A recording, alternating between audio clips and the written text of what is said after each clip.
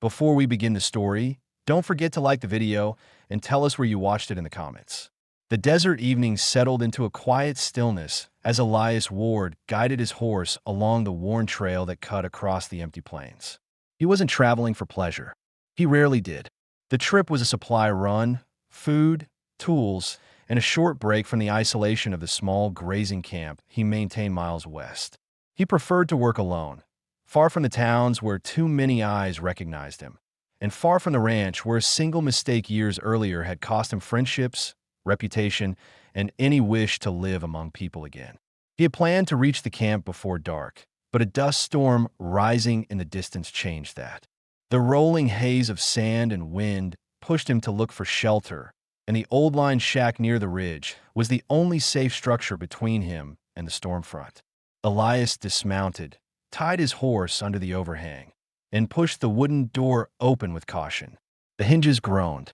The interior smelled of dust, old firewood, and long months without visitors. He stepped inside, intending only to wait out the storm. Then he stopped. Someone was already there. A young Apache woman sat against the back wall, half slumped, her shoulders tense and her breathing shallow. Her long dark hair was tangled, her clothing torn in several places.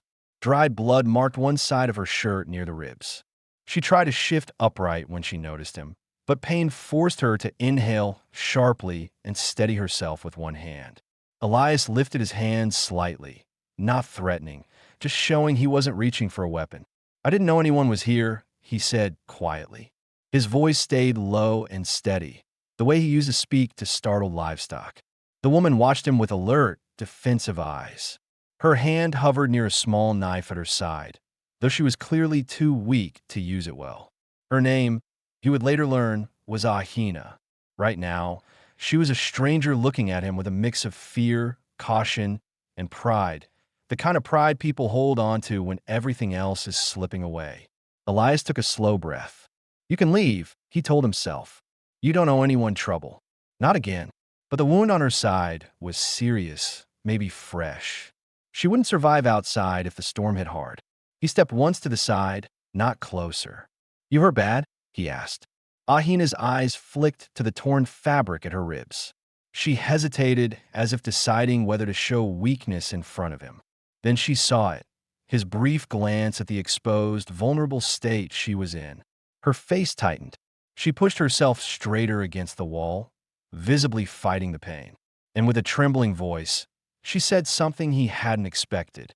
"According to tribal law, you must marry me now because you saw me like this."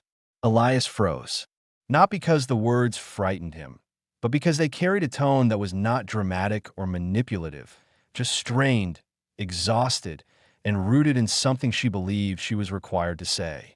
He knew enough about Apache customs to understand the seriousness behind it. This wasn't a joke or a trick. Ahina held her breath, watching his reaction, as if bracing for what he might demand of her now that she had spoken the words. Elias felt a knot form in his chest. "She thinks I'll take advantage. She thinks every man would." He shook his head slowly. "I didn't come here to harm you," he said. His voice was calm, but his mind was working fast. "If I walk away, she dies. If I stay, she thinks I want something. If I say the wrong thing, she panics." He hated that this decision now carried weight for both of them. The wind outside thickened, rattling the boards of the shack. The storm was almost on them. Ahina tried to rise on one elbow, grimacing. "You cannot stay here unless the law binds us," she insisted, though her voice wavered from pain and exhaustion more than conviction. Elias crouched down several feet away, close enough to speak clearly, but far enough to keep his distance respectful. "You're hurt," he said. "Let me fix that first. Whatever you think happens next, it won't." She blinked, confused, uncertain whether to trust the quiet cowboy who did not fit the story she'd been told about men living alone on the frontier. He took out a small rolled cloth from his saddlebag. Inside were simple tools: needles, thread, strips of clean cloth, and an old tin of salve. Her eyes stayed locked on his hands, every movement watched closely. As he approached, she tensed, one hand clutching her torn shirt. "I'll only touch the wound," he said firmly. "Nothing else." She hesitated long enough to show her internal struggle. Fear of vulnerability, fear of trusting a man she had never met, fear of what tribal law demanded of her. But pain won the argument, and she exhaled once, a short permission. Elias worked carefully. He cleaned the wound with steady, practiced motions. The injury looked like a blade cut, shallow but long, and it needed bandaging. Ahina pressed her lips together to keep from crying out. A tremor passed through her shoulders, revealing how close she was to her limit. He noticed the tremble. "You did well," he said quietly. "It'll hold." She didn't answer. Her breathing steadied, and her eyes slowly lost the sharpness of immediate panic. But the tension didn't disappear completely. "Why help me?" she finally asked. Her tone wasn't angry, just tired and confused. Elias wiped his hands with a clean cloth. "I've done enough wrong in my life," he said. "Helping someone isn't the part that ever got me in trouble." There was truth behind the words, a heaviness he didn't bother hiding. Ahina studied his expression, tried to read the meaning beneath it. Outside, the storm wind rose, sweeping sand against the walls. The line's shack shook lightly, reminding them both that neither one could leave tonight. Ahina leaned her head back against the wall, tired. Her earlier declaration still hung in the room, unspoken but impossible to ignore. Elias sat near the fire pit, pulling dry wood from a corner. "We'll talk about your law later," he said, not dismissing it but not accepting it blindly either. "For now, you stay warm and breathe easy." Ahina watched him through half-closed eyes. She didn't trust him fully. Not yet, but something in his quiet manner made it harder to fear him. The storm rolled in hard. The night began, and two strangers, bound by injury, circumstance, and a tense misunderstanding of tribal law, found themselves forced to share the same small shelter while confronting the shadows of their pasts. The storm hit the line shack with full force, shaking the loose boards and sending thin trails of dust drifting down from the rafters. Elias added a few pieces of dry wood to the small fire he had managed to start. The flames rose slowly, spreading a steady warmth across the cramped room. Ahina sat near the back wall, wrapped in the blanket he had placed beside her. She kept her posture guarded, but the tension in her shoulders had eased enough for her breathing to settle. Elias didn't push her to talk. He understood that silence was safer than the wrong question, and he sensed she wasn't ready to reveal anything beyond what necessity forced out of her. Still, certain things needed to be addressed tonight, things she had hinted at but not explained. He checked the bandage he'd tied around her ribs earlier. It held well, and the bleeding had stopped. She watched his hands carefully again, tracking every movement. "I need to ask you something," Elias said, keeping his voice low.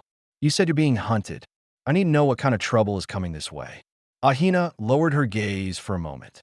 She looked like she was choosing her words with care, deciding how much to trust him. "3 men," she said finally. "White men. They attacked my family's camp. They took horses, food, whatever they could carry. When we ran, they chased us. My mother and brother fell behind. I don't know if they lived." Her voice tightened slightly, but she didn't let it break. "I crossed them again 2 days ago. They knew I recognized them. They wanted to silence me." Elias felt a sharp pull of anger inside his chest. Not toward her, toward the kind of men he had seen too many times in the frontier, men who preyed on the weak and hid behind the emptiness of the plains. He nodded slowly, absorbing the reality of the danger. "They follow trails?" he asked. "They follow everything," she answered. "They think I will lead them to the survivors of my camp or to horses. They think killing me will keep them safe." Elias leaned back slightly, weighing the situation. The storm gave them a temporary shield, but at daylight the plains would reveal every track they left. If her pursuers were close, they had to move early or risk being trapped. Ahina watched him in silence, reading the concern in his expression. "You want me to leave in the morning?" she said. "That depends," Elias replied. "You can't travel alone in that condition, and I won't send anyone out to die." Her eyes narrowed slightly. "But if I stay, you believe the law binds us." "That law matters to you," he said. "I hear that. But I won't force anything because of a moment you didn't choose." She breathed in a long, steadying breath that made her wound ache. Tribal law says a man who sees a woman like this must claim her, to protect her honor, to give her safety. If he refuses, she is shamed. And what do you want? Elias asked. Ahina paused. No fear this time, just exhaustion. I want to live, she said. I want to bury my family if they are dead. I want to return to my people. Everything else can wait. Her honesty carried the weight of reality rather than drama. Elias nodded. Then that's what we focus on. Getting you home. The wind thrashed against the door again. Ahina flinched, and Elias noticed the reaction. You think they might be near, he said.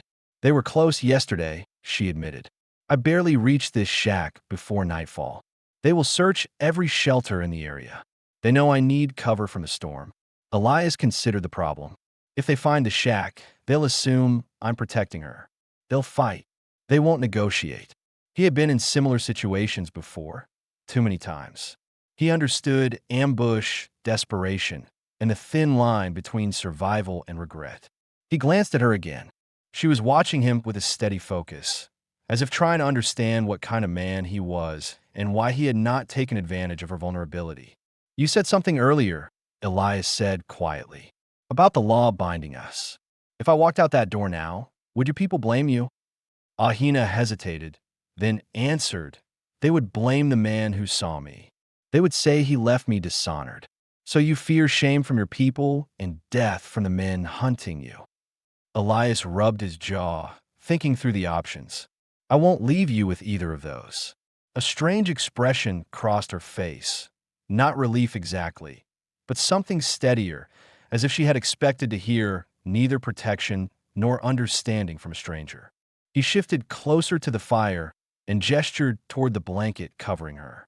Get warm. You'll need your strength tomorrow. She adjusted the blanket slightly, careful not to reveal more of her injury.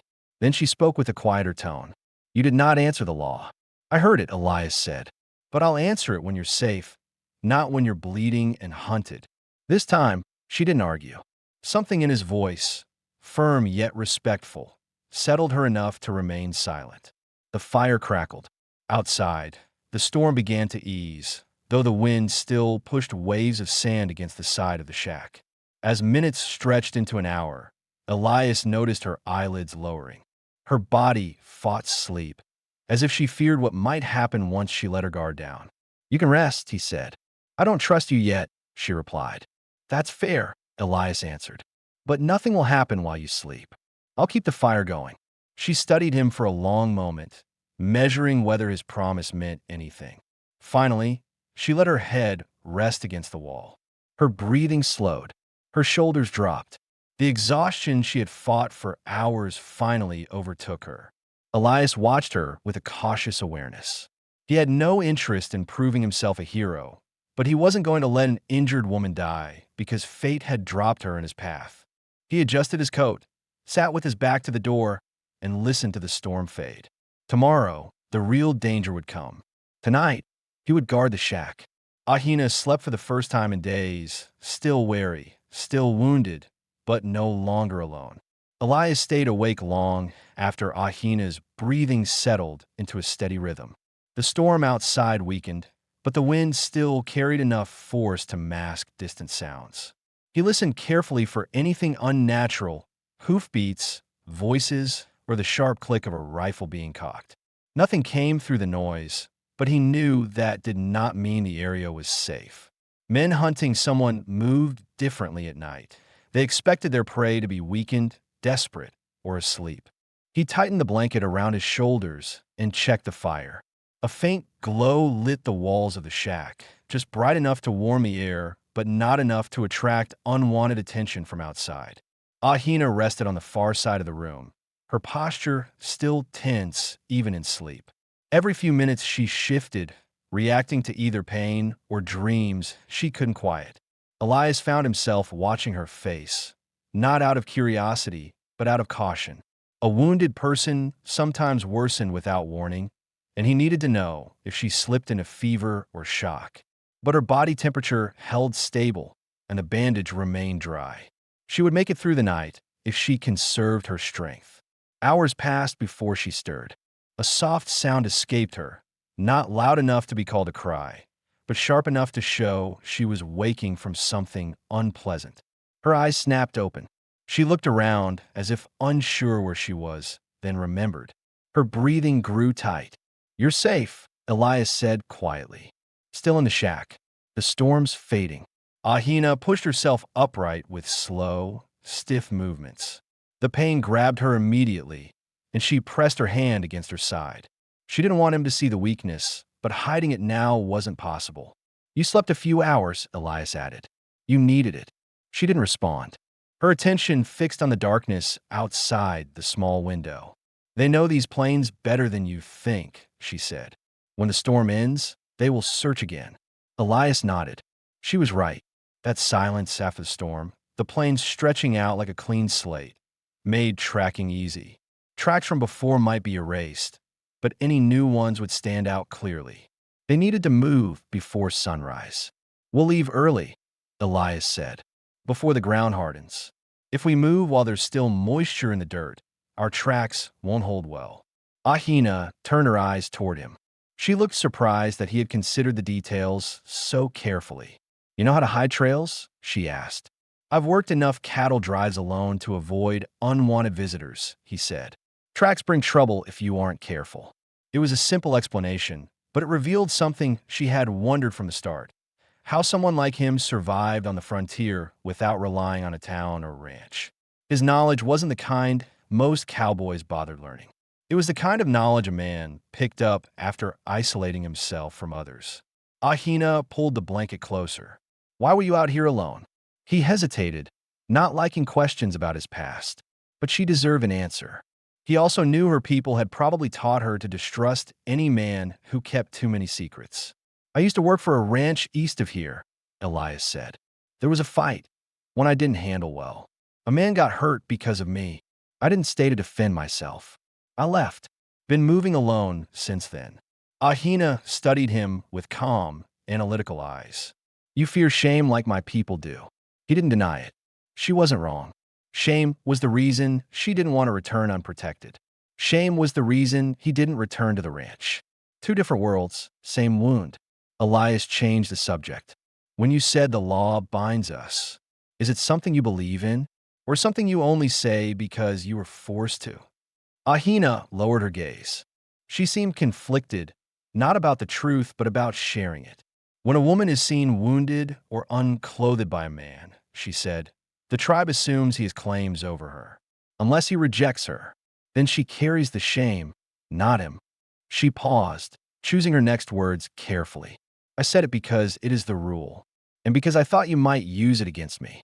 Elias felt a weight settle in his stomach. She expected the worst. She's learned to expect the worst from men. "Would your people force the marriage?" he asked. "They would ask me," she replied.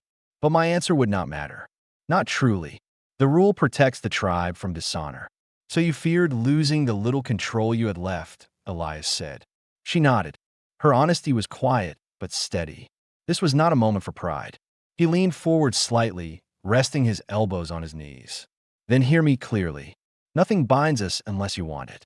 Nothing happens because of rules you never agreed to." Ahina looked at him for a long moment. Her eyes softened, not with affection, but with understanding. She had wondered since he walked in whether he would be like the men who hunted her. Tonight, she finally saw the difference. The fire cracked. She shifted again, bracing her ribs. "Why do you speak with such care?" she asked. Elias hesitated. Few people asked him questions this direct. "Because I know what happens when a man loses control of his choices," he said. "I've lived long enough with the consequences." Her gaze lingered on him, absorbing the weight behind his statement. A few minutes passed before she asked another question, one the listener, too, might have wondered about since the beginning. "Why didn't you leave when I ordered you to go?" she asked. Elias looked at her plainly. "Because you were bleeding, the storm was rising, and leaving you would have been a death sentence. I don't run from responsibility anymore." Ahina took a slow breath. She had expected many answers, but not that one. It wasn't dramatic. It wasn't meant to impress her. It was simply practical and honest. The wind faded completely now. The air settled into a cold, brittle quiet. Elias stood, adding the last of the dry wood to the fire. "We leave before sunrise," he said. "I'll get you safely to your people. After that, you decide what happens with your law." Ahina lay back down, this time without fear. Her body still hurt, but the dread she carried all day finally loosened its grip. "You keep your word," she said softly. "I try to," Elias replied. She shifted the blanket higher on her shoulders and closed her eyes again. Sleep came slowly, but not from exhaustion alone. For the first time since the attack on her family, she felt safe enough to rest. Elias watched the doorway, kept his rifle nearby, and waited for dawn. The night passed without threats. But the morning would bring the real test: tracks on wet earth, distant riders, and the question of whether two wounded strangers could trust each other enough to survive the day. The first gray light of dawn slipped through the cracks between the boards, casting narrow lines across the dusty floor. Elias rose before the sun cleared the ridge. He checked the fire, cold now, and stepped quietly toward the door, listening for anything beyond the stillness of early morning. The storm had passed completely, leaving the plains washed clean and silent. That silence felt heavier than the night. Ahina opened her eyes as he reached for his coat. She winced at the stiffness returning to her ribs, but pushed herself upright with determination. "You hear something?" she asked. "Not yet," Elias replied. "But they'll be riding again." Storm gave them enough cover to rest too. He pushed the door open a few inches. The sharp morning air hit his face. The ground outside was damp, not muddy, but damp enough that anyone walking across it would leave shallow, readable impressions. He scanned the horizon. No riders in sight, no dust trails, no movement. But that meant little. Men who hunted for advantage rarely rode openly at sunrise. Ahina reached for the blanket, folded it, and tied it around her shoulders. She tried to stand, inhaling through clenched teeth as pain gripped her side. Elias moved closer in case she collapsed. "I can walk," she said, anticipating his concern. "I know you can," he answered, "but don't push it more than you have to." We move slow and steady. It's easier to hide two careful tracks than one limping trail. Ahina hesitated, then allowed him to help her toward the door. She leaned on him only as much as necessary, nothing more. Her pride remained firm, but not reckless. She understood her limits now. The sun crept over the hills, spreading cold light across the plains. When Elias stepped outside fully, he crouched and examined the soil. His expression tightened. Ahina noticed. "What do you see?" she asked. He pointed to a shallow depression near a rock, just beyond the range of the overhang. "Tracks. Not old." Ahina knelt beside him, her body tensed but her voice controlled. "How many?" "3 horses. They passed in the night, maybe an hour before the storm died." Elias traced the disturbed soil with 2 fingers. They didn't stop, but they were close. Too close. Ahina's pulse quickened. She looked out across the open ground where the tracks stretched northward. "They'll circle back. They always search shelters." "They will," Elias agreed. "And when they do, we won't be here." He walked quickly to his horse, checked the saddle, and secured his bag. Ahina stood a few feet away, gripping the blanket to steady herself. "You're sure you can ride?" he asked. "I have to," she said. He helped her mount carefully, supporting her torso just enough to keep her from collapsing. She didn't protest this time. Survival outweighed pride. They rode out slow, keeping close to the ridge where the ground was rockier and less likely to hold prints. Elias guided the horse with practiced hands, choosing paths that broke up tracks, weaving between bushes and scattered boulders. Ahina watched his deliberate choices and realized he wasn't simply avoiding danger. He was preparing for a long chase. After several minutes of silence, she spoke. "The men, you said you understood the type." "Why?" Elias didn't turn his head, but his jaw tightened. "Because I've dealt with them before. Men who think the plains belong to them. Men who hide behind distance and lawlessness." Ahina studied him. His tone held no boast, only experience. "You were a ranch hand," she said.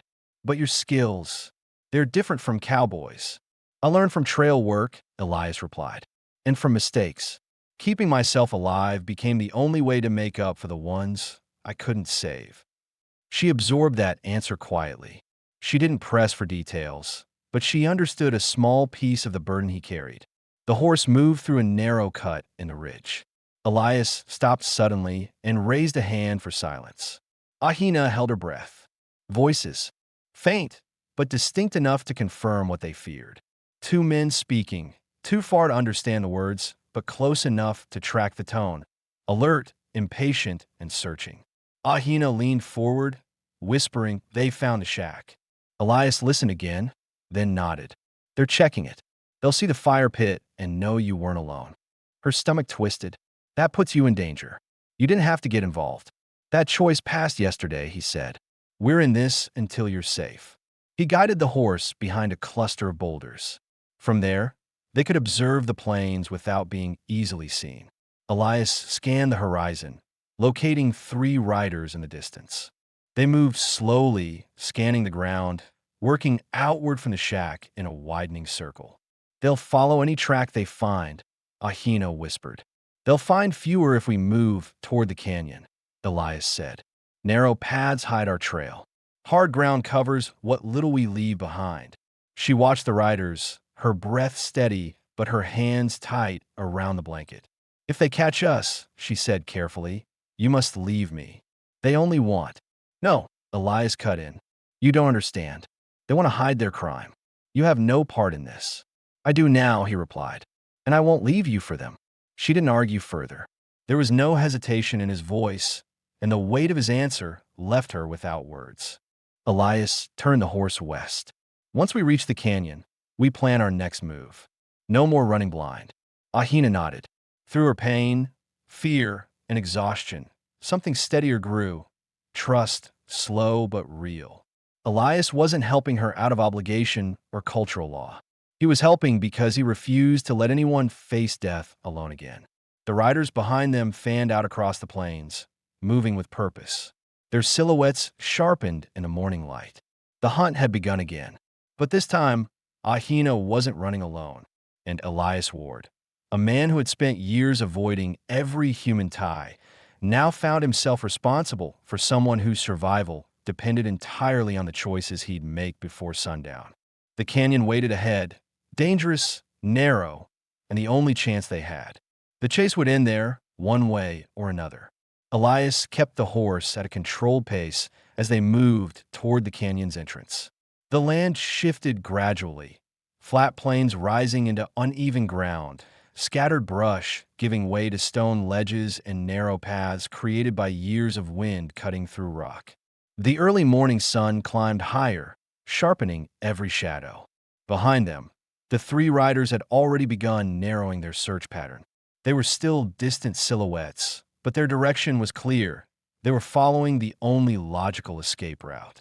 Ahina gripped the saddle horn, her jaw tight from the pain that returned each time the horse jolted. She forced herself to stay alert. She scanned the horizon repeatedly, trying to anticipate danger before Elias had to react. He noticed her effort and spoke without looking back. "You don't need to watch every angle.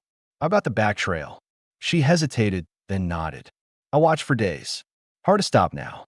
It kept you alive," he said, "but now you're not alone. Let me take the weight for a while." The canyon rose ahead, a split in the rock, narrow enough in places that only one horse could pass at a time. Hunters would hesitate before entering such a place. Ambushes favored the person who already knew the terrain. "Did you use this canyon before?" Ahina asked. Elias studied the rock walls. "A few times, when I drove cattle through storms. The ground's uneven, but there are spots to hide and places where tracks fade. If we move carefully, they'll lose our trail." Ahina held onto the saddle, steadying her breath. "What if they follow anyway?" "Then we pick the ground," Elias replied, "and make sure we're not the ones caught in the open." She didn't ask more. His voice stayed calm and factual, not overconfident. He didn't promise safety, only strategy. They reached the canyon mouth just as the riders behind them reached the ridge they had left. Elias guided the horse into the narrow pass. Sharp stone walls rose on both sides, casting long shadows even in morning light. The air cooled. Sounds changed too. Footsteps echoed differently, wind softened, and distant noises became clearer. Ahina looked around with tension building in her muscles. Every tight passage reminded her how traps were set in places like this. Elias sensed it. "You're thinking about what could happen," he said. "I'm thinking about what has happened," she answered quietly. "When we fled my family's camp, we tried hiding between rocks. They found us anyway." Elias didn't dismiss her fear. "They found you because there was only fear guiding the choice. Today is different. Today is planned." She absorbed his words. Reason mattered now. Panic could kill them. As they advanced deeper, Elias stopped occasionally to study the ground. He intentionally steered the horse across patches of loose stone where hoof prints wouldn't hold. In other places, he guided the animal along the edge of a dry stream bed, making their trail appear broken and irregular. "You learned this skill the hard way," Ahina said. Elias kept his eyes forward. "Hard lessons are the ones you don't forget." Ahina wanted to ask what had marked him so deeply, what mistake had driven him to live alone, but she sensed now wasn't the moment. He was fully focused on their escape. After a long stretch of silence, the canyon opened slightly into a small pocket of flat ground. Elias stopped the horse. "Time to walk," he said. "The walls get too tight ahead. Safer if we lead the horse." He dismounted and helped Ahina down. She gripped his arm harder than she intended. The pain shot through her side, but she forced herself upright. "You all right?" Elias asked. "Yes," she said quickly, though the strain on her face said otherwise. Elias adjusted the blanket around her shoulders, making sure no cold air reached the wound. "Stay close to the wall. Don't slip." They walked single file, Elias leading the horse and Ahina keeping a hand along the stone. The canyon walls pressed inward, leaving barely enough room for the horse's flanks. The ground tilted in places, and loose gravel shifted under their boots. If the riders entered this passage, every sound would echo. Every mistake would be fatal. Ahina's breathing became uneven, not from panic, but from the physical strain. Elias slowed the pace. "Talk to me," he said in a steady voice. "Tell me what's hurting." "Just the cut," Ahina answered. "Pulls when I move." "Pain's good," Elias said. "It means you're holding on." She gave a faint, tired smile. "You sound like my mother." "What would she tell you now?" Elias asked. Ahina didn't hesitate to keep walking. They pressed onward. After several minutes, they reached a wider section where sunlight reached the ground. Elias stopped, shielding his eyes as he looked back the way they came. Through a break in the canyon wall, he spotted movement on the plain. 3 riders approaching the canyon's entrance.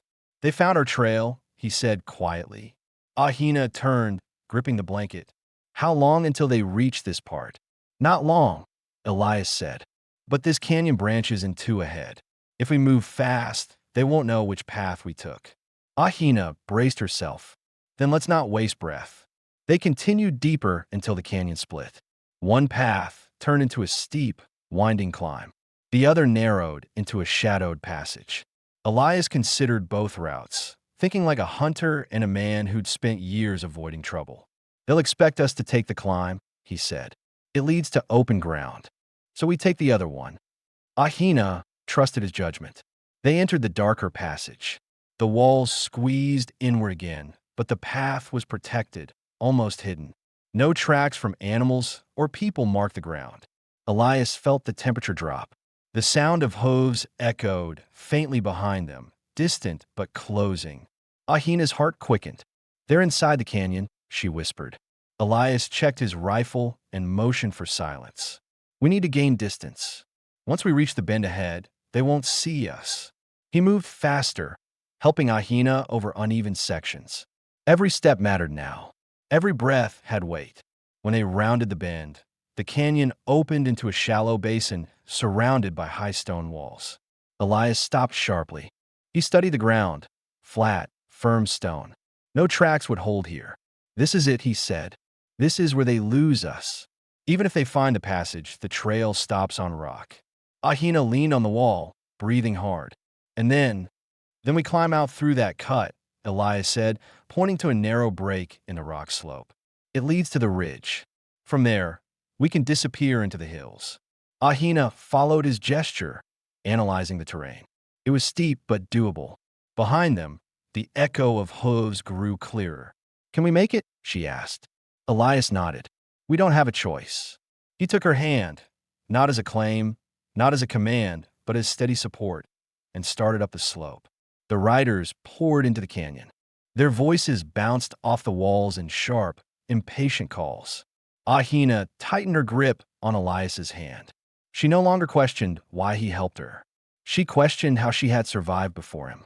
They climbed higher, inch by inch, while the men below dismounted to study the dead-end trail of stone.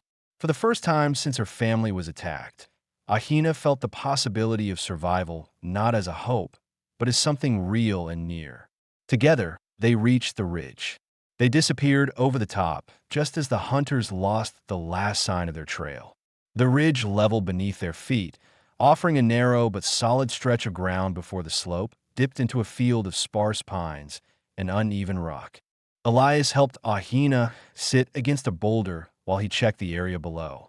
The canyon hunters were now small figures trapped in the basin, arguing among themselves as they searched for tracks that no longer existed. Their voices carried faintly upward, but their frustration was clear. They won't find the exit, Elias said. We bought ourselves time. A few hours, maybe more. Ahina exhaled slowly, easing her back against the stone. Sweat gathered at her temples from the climb, and the movement had reopened a dull ache in her ribs. Time is enough, she said. We can reach the foothills before they scatter again. Elias nodded, but before they moved on, he knelt beside her to check the bandage. The cloth held, though a small stain marked the edge, evidence of strain, not danger. He tightened it carefully. You pushed harder than your wound liked, he said. You need to rest before we go farther. Ahina didn't argue. Her breath was shallow, her energy thin. She watched him with steady eyes, noticing something different in his expression. Concern, but also distance, as if he were wrestling with something he hadn't shared yet. You hide your own pain better than I do, she said quietly. Elias paused, the bandage still under his fingers. What makes you say that? You speak like a man who's been running longer than I have, she replied. And you move like you expect something to break beneath you. He sat back on his heels. For a moment, he didn't speak. She had touched something he usually kept buried beneath silence and routine. You asked why I travel alone, Elias finally said. Why stay away from towns, away from people? I never gave you the truth. Ahina waited, her breathing steady despite the pain. She sensed this was not a moment she needed to fill with questions. She simply gave him space to speak, something few people had ever done for him. There was a ranch, Elias said. A good one. I worked there 3 years. I handled cattle, repaired fences, did whatever needed doing. The owner trusted me. His family trusted me. He swallowed once, not for emotion, but for clarity. One night, a group of men tried taking horses. I confronted them. A scuffle broke out. One of the ranch hands, young, barely 19, stepped between us at the wrong moment.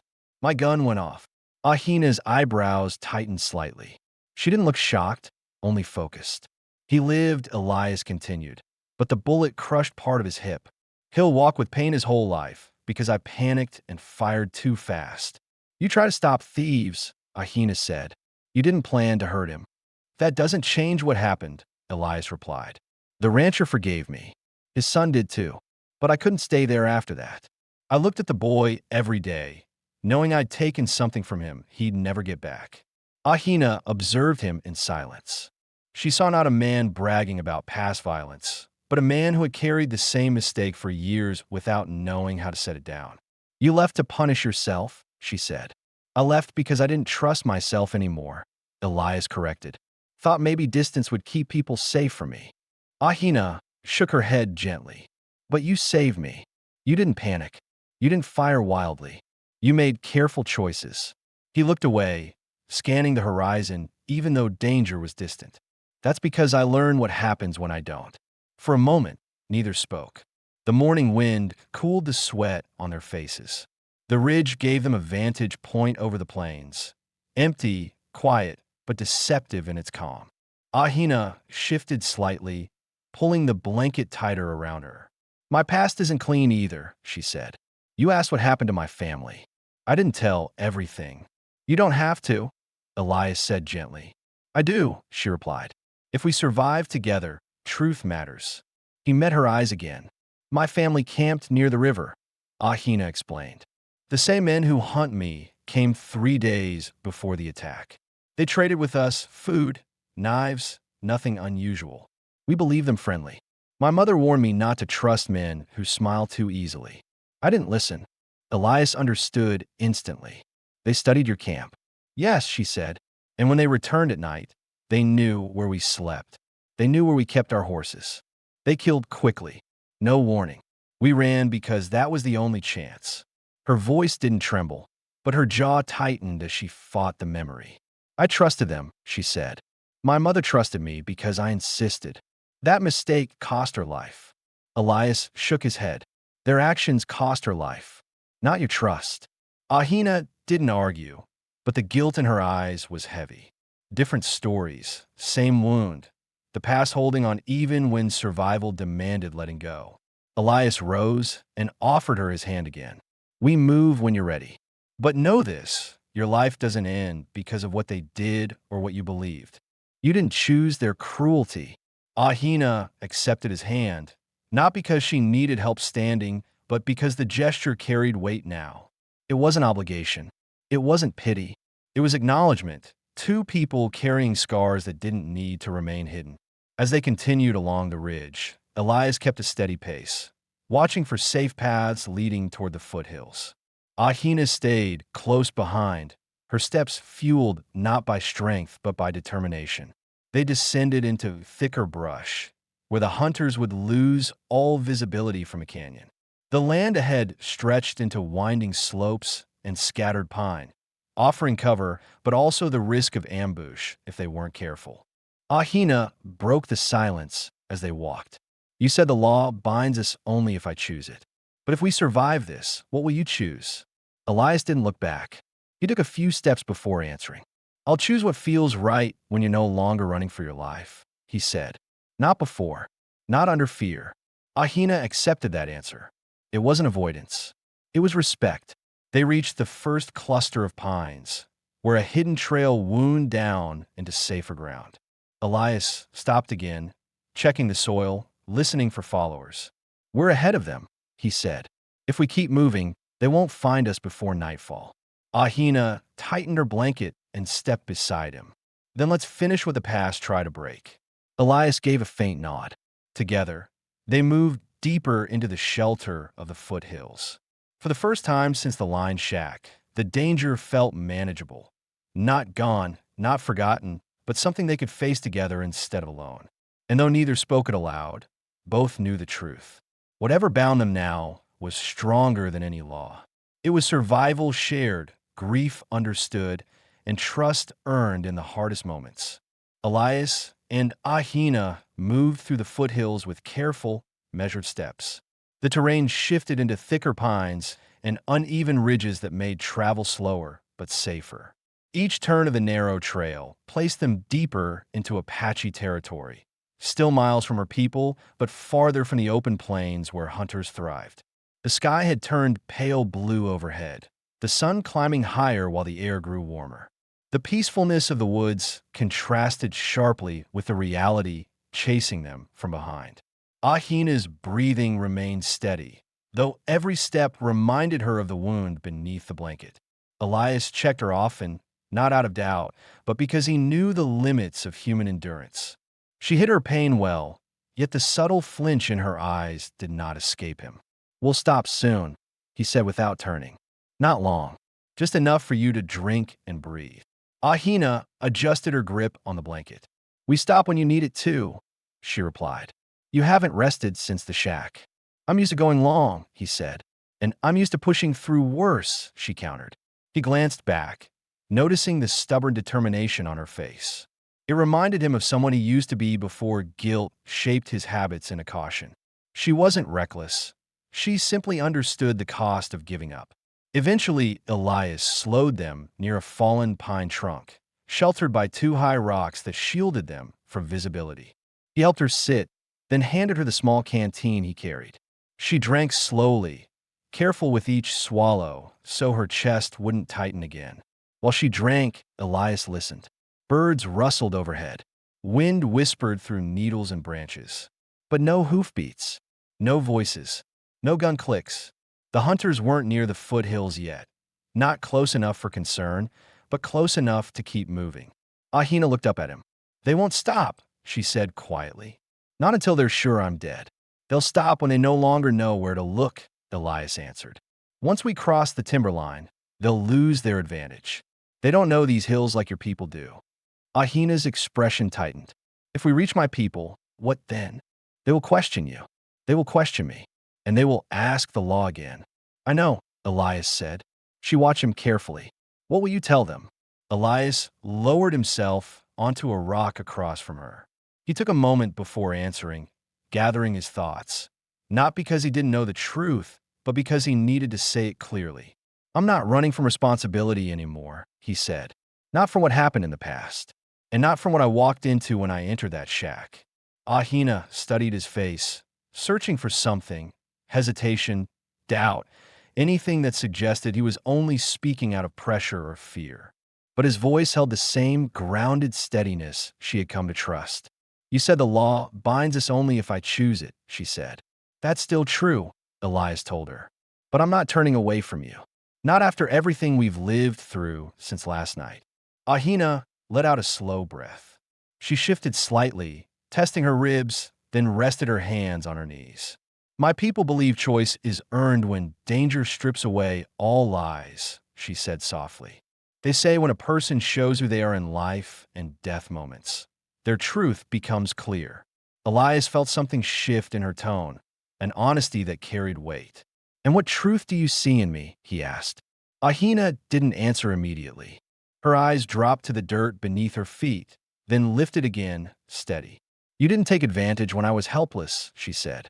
"You didn't run when I said the law binds us. You didn't leave when danger grew. My people will judge you according to your actions, not your blood or your past. And so will I." He accepted her words, but he needed to confront the reality neither had spoken aloud yet.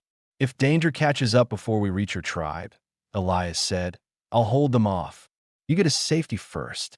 That's not up for debate." Ahina's expression sharpened instantly. "I will not leave you behind. You may not have a choice." "I always have a choice," she said firmly. "And I choose not to abandon the man who saved my life." Elias felt the air shift between them. This wasn't obligation. It wasn't fear. It wasn't tribal law dictating her stance. It was loyalty, earned and freely given. "And if you die because you stay with me?" he asked. "Then I die with honor," she answered. Not as prey. He didn't push further. Her decision was clear. It wasn't born from panic or desperation. It came from the calm certainty of someone who had weighed every risk and accepted the path that aligned with her values. A sudden crack of a branch echoed from the ridge above. Elias rose instantly, hand going to his rifle. Ahina stiffened, holding the blanket aside to reach her knife. They waited, eyes scanning the tree line. Silence, then movement, but it wasn't riders. A mule deer appeared between two trees, lifted its head, then trotted off. Elias lowered the rifle slowly. "They'll be on the ridgeline within the hour," he said. "We should go." Ahina adjusted her footing and stood with effort. This time she accepted his arm without hesitation. The ground ahead sloped downward, leading toward a series of narrow passes her people often used to travel undetected. Elias let her guide him now. This land, unlike the plains, belonged to her knowledge. As they descended, she spoke again, her voice steady but low. "When we reach my people, they will ask if you stand with me freely. They will expect an answer. And whatever you choose, it will shape what comes next." Elias nodded. "I'll speak for myself, but I won't let your people think you're alone." She met his gaze. "I know." They continued down the slope, the woods growing thicker, the air cooler. Behind them, somewhere far across the plains, the hunters regrouped and pressed onward. Ahead of them, the path toward her tribe, and everything it demanded, waited. And for the first time since they met, Neither walked for survival alone. They walked with a shared purpose, knowing the next confrontation would test not just their endurance, but the bond forming between them. By midday, Elias and Ahina reached a winding stretch of narrow woodland passes that our people used during hunts and seasonal travel. The terrain rose and fell in sharp angles, creating natural choke points and blind corners. For most travelers, the area was dangerous and unpredictable. For anyone familiar with it, however, it offered the strongest defensive ground between the plains and the Apache territory ahead. Ahina walked slowly but with purpose. Every few minutes, she reached out to touch the bark of a pine or the edge of Stone Ridge, orienting herself. Elias realized she was not simply moving forward. She was navigating from memory, finding the safest route the same way a seasoned tracker read the earth. "You know this land well," he said, watching her scan the trees. "I grew up running through these hills," she answered. "My people taught me every trail, every hiding place. You think your tribe is close. Close enough to reach before nightfall," she said, "but not close enough to keep us safe here." Elias nodded. He could feel the shift in the air, the tightening sense that danger was closing in. The hunters had lost their trail in the canyon, but they were not men who gave up easily. If they were riding hard on open plains, they could reach the foothills before sundown. As they rounded a bend, Ahina stopped abruptly and raised a hand. Elias froze. Hoofbeats. Faint, but unmistakable. Ahina looked toward the slope above them. They found the right ridge. Elias set his jaw, scanning the terrain. "They'll try to cut us off instead of chasing from behind. We cannot outrun horses uphill," she said. "No," Elias agreed. "We choose the ground." He guided her toward a small natural pocket in the slope, a rocky indentation framed by two angled walls. It offered cover from above and a clear line of sight through the pass ahead. Whoever entered would be forced into a narrow path. Ahina's breath tightened. She understood what he intended. "You want to ambush them. I want them to stop chasing you," Elias said calmly. "This is the safest ground to make that happen. And if we fail, then we make them pay for every inch," Elias replied. Ahina steadied herself. She placed her hand briefly on his arm, not to stop him, but to acknowledge the risk. "I fight with you," she said. Elias knew she was injured, that her strength was limited, but he also knew she would not hide behind him. "You stay low," he instructed. "Guide me. Tell me what they'll do, where they'll move. You know their kind better than I do." She nodded. "I can do that." They positioned themselves in the shadows of the stone pocket. Elias rested his rifle across his knee and listened to the hoofbeats growing louder. 3 riders. He counted their rhythm, gauged their distance. The men slowed as they entered the pass, careful now, suspicious of the narrowing path. Ahina whispered, "They will spread out. One will take the right slope, one the center, one the left." Elias raised the rifle. "Which one will try to climb?" "The one with the red band on his arm," she answered without hesitation. "He did the same in my camp." Moments later, the man with the red band reined his horse to the right and began dismounting for a climb. Ahina's breathing hitched, not from fear, but recognition. "They killed my brother," she whispered. Elias steadied the barrel. "Tell me when." The man climbed 2 steps upward, searching for a higher vantage point. Ahina's voice was quiet but firm. "Now." Elias fired once. The shot cracked through the pass, echoing between the stone walls. The man collapsed instantly, tumbling down the slope with a harsh thud. The other 2 riders jerked in surprise, shouting as their horses reared. "Stay low," Elias said, positioning himself behind the rock as a retaliatory shot ricocheted off the stone above them. Ahina ducked, dragging herself farther under cover. "The tall one reloads slowly," she said. "Aim for him first." Elias shifted, waited for the brief pause when the rider tried to steady his horse, and fired again. The man toppled sideways, hitting the ground hard. Only one rider remained. He spurred his horse forward, rage replacing strategy. He fired wildly, bullets kicking up dirt and chips of stone near their refuge. Ahina clenched her jaw. "He panics when cornered. He rushed us before." He will close the distance. Then he gives me the shot, Elias said. The rider charged through the pass, but his wild movement exposed him. Elias stood, centered the rifle, and fired a precise single round. The horse skidded to a halt as the man dropped from the saddle. The echo died slowly. Silence returned to the foothills, still, heavy, and final. Ahina watched the dust settle in the pass. Her shoulders trembled once, not from fear, but from release, the kind that comes when a long stretch of terror finally breaks. Elias turned to her. "You all right?" She nodded, but didn't speak immediately. She wiped a tear from her cheek, but it wasn't grief. It was relief mingled with the weight of everything she survived to reach this moment. "They're gone," she said quietly. "All of them." Elias lowered his rifle. "They won't follow you again." Ahina exhaled, a long, controlled breath that carried days of fear out of her chest. She met his eyes with a steadiness that held no uncertainty. "You saved my life twice," she said. "And this time, you let me guide you." "You knew their ways," Elias replied. "I trusted you." Ahina leaned against the stone wall, not from exhaustion alone, but from the emotional release that followed danger finally ending. "My people will know what you did. They will honor it."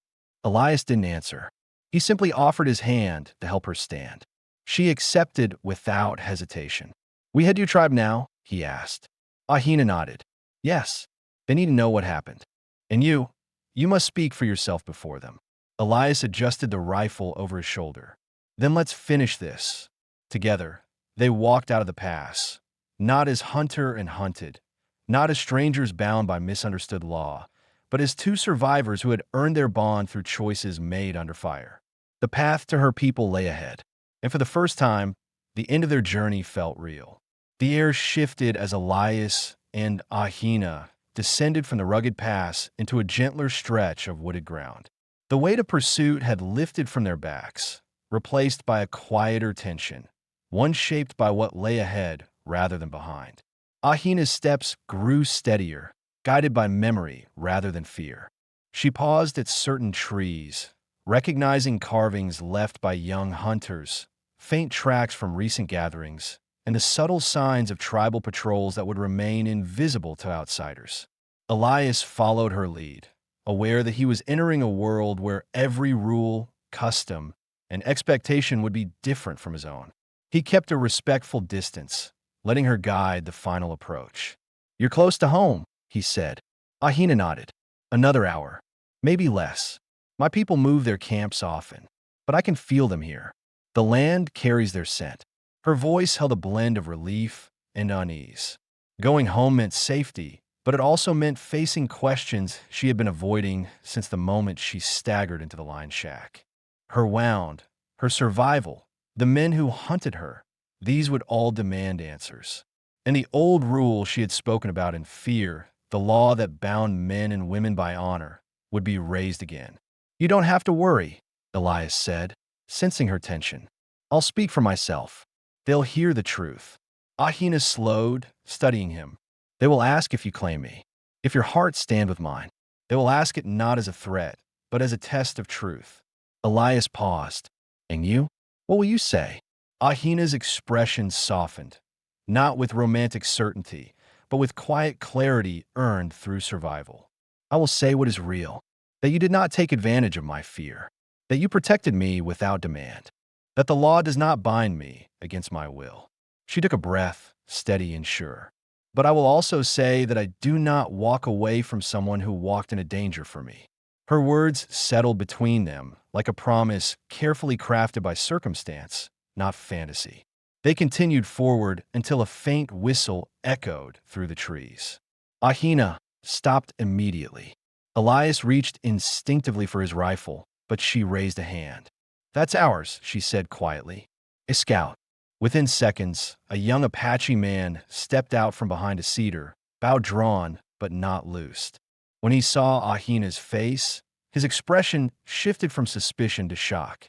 "Ahina," he said in their language, voice breaking slightly. "We feared you were gone." She stepped forward with controlled effort. "I survived," she answered in Apache. "Where is the camp?" "North Trail," he said. His gaze moved to Elias next. His jaw tightened. Who is this man? Elias stood still, allowing Ahina to answer. He is the one who saved my life, she said. More than once. The scout lowered his bow, but not his caution. The elders will want to hear everything. Ahina nodded. Then take us. They walked together through thickening woods until smoke from cooking fires drifted overhead. The sound of quiet conversation, children's laughter, and horses shifting in their makeshift corral filled the air. The camp spread across a sheltered valley, a circle of lean-tos, tents, and drying racks arranged with the precision of people who understood the land deeply. All motion stopped when Ahina stepped into view. Her mother's sister rushed forward first, clasping Ahina's hands and examining her wound with trembling concern. Others followed, touching her shoulder, checking her breathing, whispering prayers of relief. Then their attention shifted to Elias. Children stared openly. Warriors observed with guard eyes. Older women murmured among themselves. Elias kept his hands visible and his posture steady. He knew he was out of place, a stranger carrying a rifle and a past unknown to them. But he also knew he had nothing to hide. Ahina's aunt spoke first. You brought a white man to our camp. Ahina straightened despite the pain. I brought the man who risked his life to protect mine. The men who killed our family pursued me. He fought them beside me. Murmurs rippled through the gathering crowd. The tribal chief, a tall, older man with gray streaks in his braids, stepped forward. His eyes were sharp but not unkind. Ahina, he said, you left us with nothing but fear in our hearts. We are grateful you returned, but we must understand the truth of your journey. I will tell all of it, she replied. With him beside me, the chief turned to Elias. And you, cowboy, why did you help her? Many men would have turned away. Elias met the chief's gaze. She was alone, hurt, hunted. Leaving her would have been a death sentence. That explains your actions, the chief said, but not your intention. Ahina stepped forward slightly. He saved me without asking anything in return. Not honor, not obedience, not law. When I declared the rule of binding, he refused to use it against me. This statement caused a quiet stir. The chief looked between them. Then you understand the seriousness of what you spoke? He asked Ahina. The law you invoked. Ahina inhaled carefully. I spoke it out of fear, but I stand by it now out of truth. The chief shifted his gaze to Elias. Do you claim her? Not by force, not by obligation, but by your own will? Every eye in the camp fixed on him. Elias felt the weight of the moment, not as pressure, but as a test of honesty. I won't bind her to me because of rules or wounds, he said, but I won't walk away from her either. If she chooses the bond, I stand with her freely. A quiet stillness spread through the camp. Ahina's shoulders eased. The tension she carried since the shack faded into something deeper, certainty. The chief nodded once. Then the law is satisfied. Consent from both hearts. The tribe accepts this union as true. Elias released a slow breath he didn't realize he had been holding. Ahina looked at him, not with surprise, but with understanding. He had chosen this path because he meant it, not because circumstances forced him. Her aunt approached, touching her cheek gently. You are home now, she said. The pain will heal. And this man, he carries no dishonor. As the camp resumed motion, preparing bedding, tending her wound properly, offering food, Elias remained where he stood. He wasn't an outsider anymore, but he wasn't fully part of this world either. He waited for Ahina to approach. She stepped toward him slowly, her wound bandaged with fresh materials, her posture steady. You spoke truth today, she said. So did you. She looked around the camp, then back at him. Tomorrow begins a new path. Together. Elias nodded. I'm ready. And in that quiet space between survival and belonging, their connection shifted from necessity to something chosen, deliberate, mutual, and real. When the night finally settled over the Apache camp, the air grew cool and still. Fires crackled softly across the valley, casting warm light on families gathered for evening meals.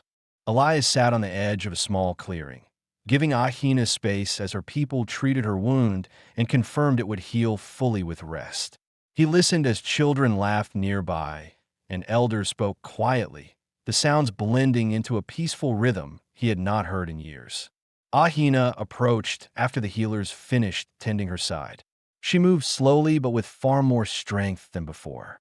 Her steps carried certainty rather than fear. She stopped beside him, her eyes reflecting the firelight. "They say I will recover," she said, "and they say you stood with honor today." Elias nodded, relieved to hear it. "I'm glad they accepted us." "They saw your truth," she replied. That was enough. She sat beside him, adjusting the blanket around her shoulders. The camp felt different now, no longer a place of tension, but a safe ground for both of them. Warriors no longer watched Elias with suspicion. Women passed by with respectful nods. Children pointed with curiosity rather than fear. His presence, once uncertain, had settled into quiet acceptance. Ahina looked toward the stars above the valley. "My mother used to say peace is earned through hardship." Today proved her right. Elias followed her gaze. The sky stretched wide and clear, free of storm clouds or danger. "You fought for your life," he said. "You held on to something stronger than fear." She turned to him. "I didn't do it alone." Elias felt her words land with genuine weight. Neither of them needed to describe every moment that led here. The understanding rested between them naturally. A few elders approached, carrying a simple woven cloth and small wooden tokens. Their faces were calm, expectant. Ahina stood, steadying herself before facing them. The chief spoke in a clear, measured tone. "Ahina, daughter of our people, you returned with life and honor. The man who stands with you did so by choice. His courage has protected not only you, but the dignity of our tribe. We recognize your bond is true." One elder placed the woven cloth in Ahina's hands. Another handed Elias a small carved symbol shaped like a mountain ridge. It represented protection, something given only to those who had proven themselves worthy. The chief continued, "If you walk forward together, let it be with open truth." Ahina held the cloth tightly, then turned to Elias. Her voice softened. "Do you walk with me?" Elias didn't hesitate. "I do." The tribe acknowledged their decision with quiet approval, nods of acceptance, and the low murmur of shared relief. There was no grand ceremony, no elaborate ritual, only sincere recognition from the community whose trust mattered most to her. As the elders stepped away, Ahina extended the woven cloth toward Elias. "This marks our choice," she said. "Not law, not fear, choice." Elias accepted the cloth, his hands brushing hers. "Then it's a path we walk together." Later that night, the two of them moved to a quieter corner of the valley where the fires did not reach. Ahina lay on a bed of soft hides, prepared for her by the women of the tribe. Elias sat beside her, close enough to speak without raising his voice. "You're safe now," he said. She closed her eyes briefly, letting the reality settle. "Safe," she repeated, "for the first time since my family was taken." Elias lowered his gaze. "I'm sorry for what you lost." Ahina reached out, placing her hand on his. "And I'm grateful for what I found." Elias exhaled, feeling a tension release that had lived in him far longer than these past days. For years, he carried guilt, isolation, and a belief that he didn't deserve connection. But here, beside Ahina, among her people, the weight finally loosened. He wasn't running anymore. At dawn, the valley glowed with warm light. Fresh smoke rose from cooking fires, and the quiet sounds of morning spread through the camp. Ahina moved carefully, testing her strength, while Elias prepared his horse nearby. "We'll build a home near the foothills," she said, watching him. "Between your world and mine." "You're certain that's where you want to be?" Elias asked. "Yes," she replied, "because it's the place that belongs to both of us." He approached her slowly, adjusting the blanket around her shoulders. "Then that's where we'll go." They walked together through the edge of the valley. A few tribe members followed to see them off, offering supplies and quiet blessings. The chief raised his hand in farewell. "You are welcome here," he said to Elias. Return as family, not as visitor.